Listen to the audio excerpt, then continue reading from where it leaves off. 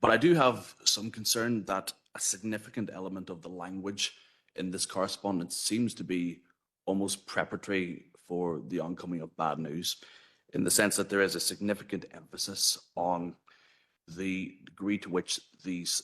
things and these investments need to be directed by population numbers in particular. And I look in particular at this quote of, unfortunately, it is not feasible to provide a flood alleviation scheme in every area which is prone to flooding. The department must direct funding to areas where they will have maximum impact, and in some areas the cost of these proposals far outweigh any benefits in terms of flood alleviation that would be gained, even if the project was affordable. In the past, when Omagh was being considered, quite often it was the case of feasibility and affordability, and it worries me that this is already being caveated by the fact that even if it potentially is considered affordable, that it still may not be considered viable or would not be up for consideration for being taken forward by the department. And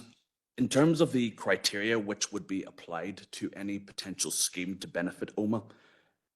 I would urge the department to very generously consider existing degree of flood protection and special considerations, given the degree of damage that there is real potential to be caused to our economy and to the livelihoods of our people, not least exemplified by what has happened recently in Downpatrick and Nearly. And the final point that I would make, Chair, is that the emphasis on population numbers,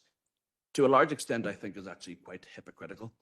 because if you consider the direction of economic policy over the course of the last 2 decades, we have essentially had market distortion in that you have the vast majority of investment and opportunity being concentrated in the east of the province, incentivizing people in the west to leave their homes and their communities,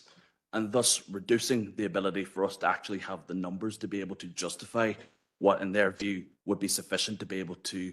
justify this particular investment. So I think that that's hypocritical. I don't think that that should be the primary consideration.